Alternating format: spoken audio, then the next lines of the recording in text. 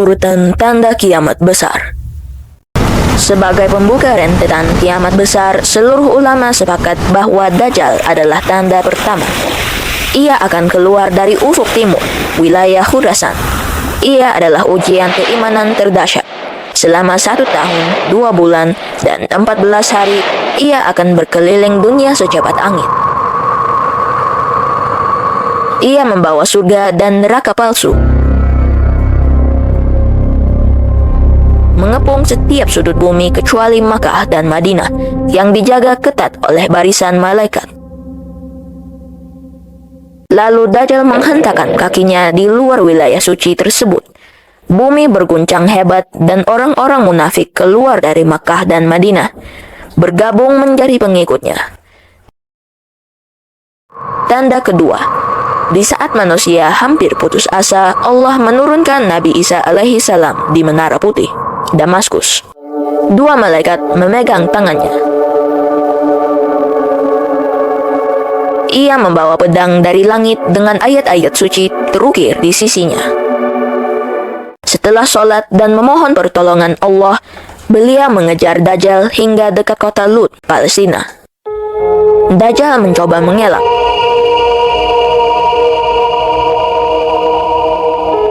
Namun, pedang Nabi Isa alaihi salam lebih cepat mengenai tubuhnya. Ia meleleh laksana lilin dan mati seketika. Maka berakhirlah fitnah terbesar dalam sejarah manusia. Tanda-tanda besar kiamat muncul layaknya untaian tasbih yang terputus. 1 butir jatuh, maka butir lainnya menyusul dalam kecepatan yang tak terbayang. Tanda ketiga. Tak lama setelah kematian Dajjal, keluarlah Ya'juj Ma'juj, dan jumlahnya ribuan. Ini pertanda tembok yang dibangun Nabi Zulkarnain alaihi salam telah roboh atas izin Allah.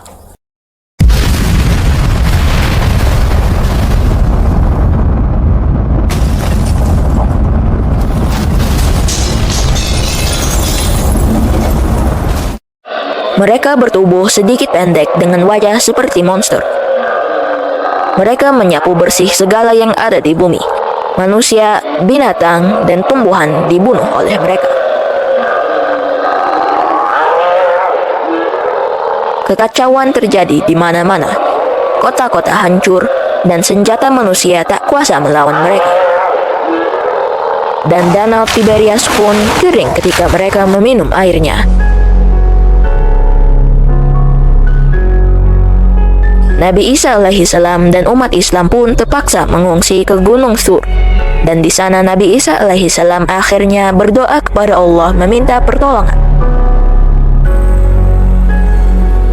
Allah mengabulkan doa Nabi Isa alaihi salam dengan mengirim ulat kecil yang memakan jantung Ya'juj dan Ma'juj. Dan hanya dalam semalam mereka mati bergelimpangan. Setelah Ya'juj dan Ma'juj binasa, Nabi Isa alaihi salam memimpin dunia ini dan meluruskan apa yang tidak benar sebelumnya. Lalu semua orang beriman kepada Allah saat itu. Namun sekitar 40 tahun memimpin, Nabi Isa alaihi salam jatuh sakit dan akhirnya meninggal dunia. Ada riwayat yang menyatakan bahwa Nabi Isa alaihi salam akan dimakamkan bersama Rasulullah SAW di Madinah. Setelah wafatnya Nabi Isa alaihi salam, dunia perlahan kembali ke masa kegelapan. Agama mulai ditinggalkan, dan disinilah bumi memberi peringatan. Tanda keempat.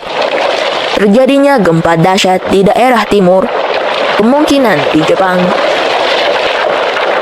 Cina,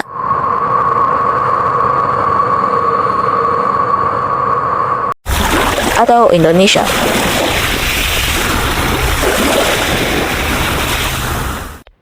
Tanda kelima, terjadinya gempa dahsyat di daerah barat, mungkin di Eropa atau Amerika.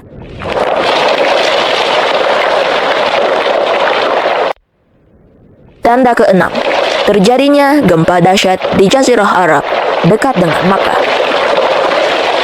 Ketika gempa ini meruntuhkan kerak bumi dan membuat lubang besar di 3 wilayah tersebut. Dunia pun terkejut dan panik. Pertolongan dari negara-negara yang tidak terkena musibah berdatangan. Namun, belum lama dari gempa terakhir, muncullah tanda ketujuh, yaitu kabut asap tebal dan panas atau duhan. Kabut ini muncul dari 3 lubang akibat gempa besar secara bersamaan dan menutupi bumi selama 40 hari. Asap kabut ini membuat sesak dan melepuhkan kulit bagi orang yang tidak beriman.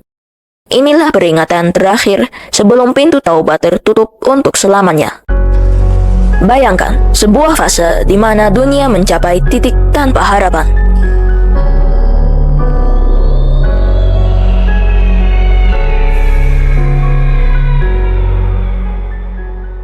Tanda ke-8.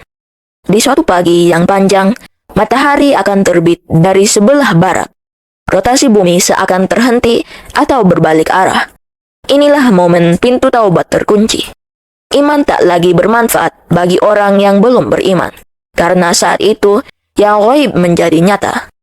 Semua orang melihat kebenaran dengan mata kepala sendiri, dan kebenaran ucapan Rasulullah SAW telah terbukti. Banyak versi yang beredar, namun inilah urutan sebenarnya dari 10 tanda kiamat besar, berdasarkan hadis sahih dan penjelasan para ulama. Tanda ke-9. Dan di hari yang sama, muncul makhluk besar yang mampu berbicara dengan manusia. Ia disebut Dabbah oleh Rasulullah SAW.